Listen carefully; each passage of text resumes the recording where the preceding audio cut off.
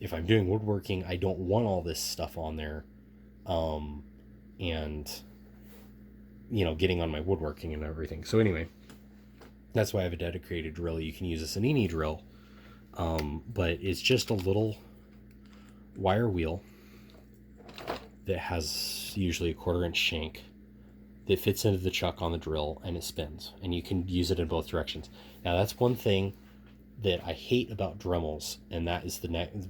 I'm not gonna make a 12th item on this list that is Dremel wire wheels, because frankly I don't think that they're very useful for restoring things. Maybe really, really tiny things, maybe something's made out of aluminum, maybe. But for steel and most metal stuff and tools, Dremels are really not that useful in my experience. As far as wire wheels, they only turn clockwise, which means that eventually, and their wire wheels are made out of much wimpier, steel or brass or whatever they make the wheel out of, is much wimpier than this, and so it turns in one direction and it gets just matted down. And the whole thing with a wire wheel is you're using the tip of the wire to do the work. If you are doing this if you're bending these over, you're doing it wrong. You're putting way, way too much pressure on that, and it will not work well. And it will ruin these, because the whole way that this works is the very tip of these wires hit whatever you're cleaning, they hit it, and they just like poke it almost. They, not exactly, but that's basically what they're doing, is they're coming in and poking it, and then they're going away. And the next 5,000 of them poke it and go away. And so it's poking essentially it's poking and ripping and whatever, shredding all the rust off of that material surface, and removing the rust or the paint or whatever you're wanting to remove. Not very much steel, but it will actually remove steel too. And so once these get matted down and they're rolled over like that, they're useless. So practically immediately, when you turn on your Dremel and you touch it to a surface, because the wire that they use in those is so small, I mean, it has to be, it's tiny. But anyway, almost immediately when you use one of those wire wheels on a Dremel, that's what happens. It just goes, and it's all matted. It doesn't really do anything. You can't go in reverse and like kind of fix it, and you can't turn that around if you want the dust to go that way. You can't turn it around and from whatever direction it goes, and spray the dust the other direction. So it's not that big of a deal, the dust thing, but just stay away from the Dremel wheels, or the wire wheels, in my opinion, unless it's a nylon one, and then all you're going to be able to do is get like dust off of things. So at that point, it's kind of questionable whether or not that's even going to do anything. The brass, the one thing that I will say that they're useful for is the cup wheels. So this is just a normal round wheel. They've got some that are cup shaped like this, in whatever size you want, basically. But they've got some of those for the Dremel that are really, really useful for getting in tiny, tiny places. For instance, if I wanted to clean out, in here, or, in this hole here, or this hole here, a Dremel is really about the only way that I'm going to do that with a power tool. Maybe I can find a better version of a rotary tool, that I could do that with too, and maybe a better brand of wire wheel that's that size.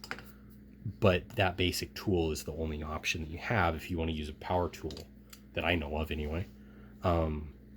Yeah, you could use a toothbrush or a regular manual thing, but that's just not nearly as efficient. And if you do this and you have any kind of time constraint, it's really frustrating to have to do things by hand. If you can, especially if you've used a wire wheel on one of those, That's the one limitation to a drill wire wheel. Even though it's smaller, they're cheaper. Although not really. I mean, this was like $10. The 8-inch one is like maybe 20. But they last a long time in my experience. But the drill one is more versatile because you can take a drill to a tool. To a large tool. You can't take a table saw top and do it on an 8-inch grinder. It's just no. Maybe you could do this with an angle grinder. I've never actually done that. I don't work on tools that are that big. I've done a table saw. That's the biggest I've done. And a drill was fine for that. An angle grinder would have made that a lot faster. But you don't need it. But anyway, the only bad thing about the drill, is it's not fast. It's not nearly as fast as the bench grinder. It doesn't leave as nice of a finish, partly because this is a much finer, that's one of the reasons, but this is a much finer wire on here than on this, and this is a Harbor Freight one that's someplace, I don't remember. This is a much coarser wire, which that's one reason that's a finer finish. And the other thing is that is spinning almost twice as fast as this drill. No, this does 2100 RPM, so a little bit over 50% more on that because it's 3600 RPM. Maybe 60%, or yeah, about 60% more, somewhere in there on there.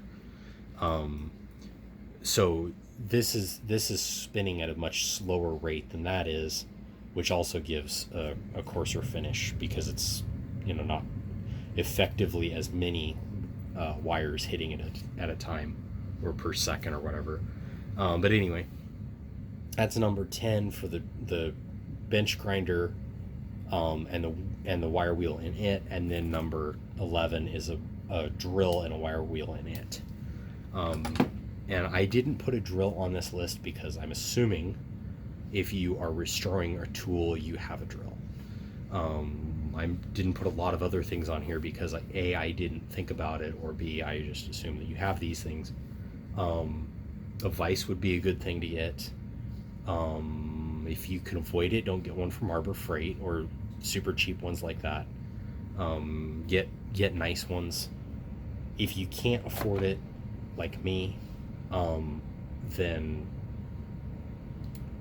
look at the next video, because I have for machining vise, for general stuff, I have a vise that is good for machining and carving, and is really, really versatile in my opinion. If you have the ability to machine jaws for, actually machine things, or if you can go to a machine shop and have them make them, you could make this into a pretty decent bench vise in my opinion. So you'll have to wait until the other video comes out, the next video comes out, to see what I'm talking about specifically, or to actually know what I'm talking about specifically. You might be able to have seen it in this video. But anyway,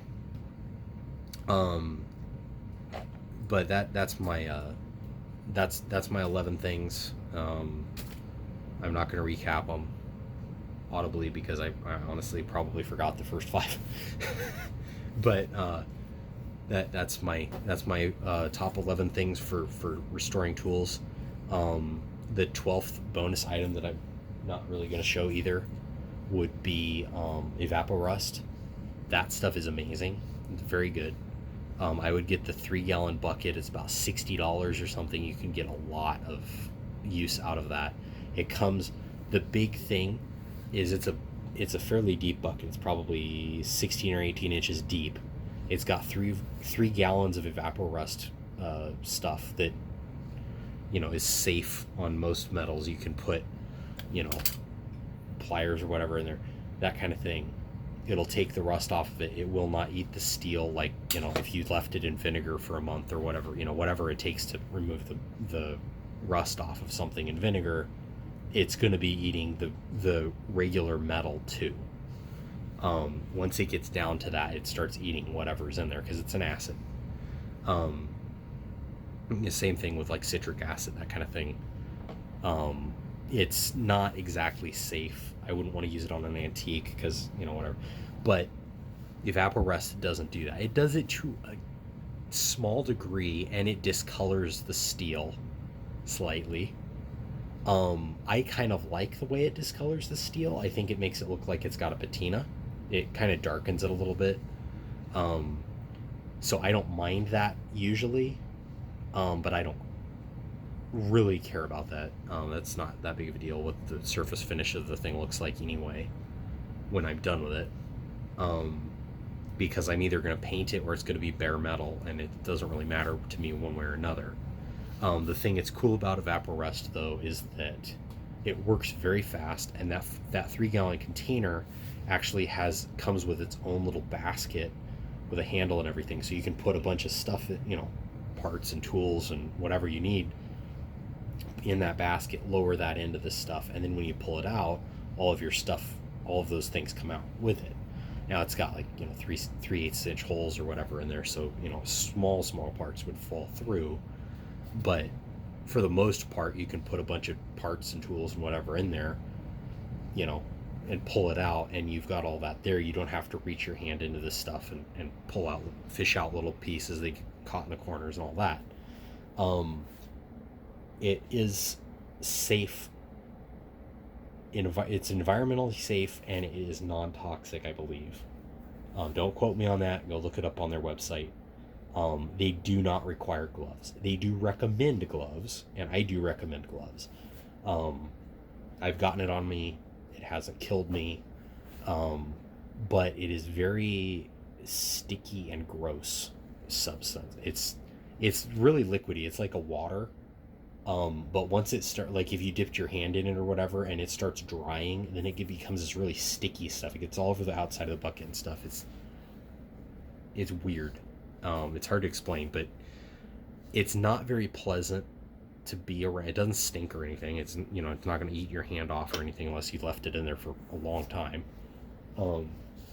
But so it's not like not a real acid. It's not like sulfuric acid or whatever where it might eat you. But it's a nice stuff. It's just not nice to get on your hands, in my opinion. So I would wear gloves with it. But it's not something you absolutely have to wear gloves with for personal safety or whatever. I would also wear eye protection with it too. But anyway, that would be my 12th thing. Would be a 3-gallon bucket of Evapo Rust to really help with the rust. But your 11 and 12 here would be a good option to that. They complement each other well, really. That would be the rust removal trio, I guess. Would be a bench grinder, a drill and wire wheel, bench grinder and wire wheel, and Evapo Rust. But I hope you guys liked that video. I know this is like super stinking long. But I hope you guys liked it. I hope you guys like and subscribe. And I hope you guys enjoyed the video. Leave me a comment. Tell me it's too long. I already know that, so you don't really need to tell me that. I don't know why it took 2 hours almost to do a top 10 video that turned into a top 12 or 13. But anyway, probably just because of me. But anyway, like, comment, subscribe, dislike, I don't care. But anyway, I just do these for fun. And probably because I'm a little lonely. Wonder why that could be. But anyway, like, comment, subscribe. This has been Woodworker Royer, out.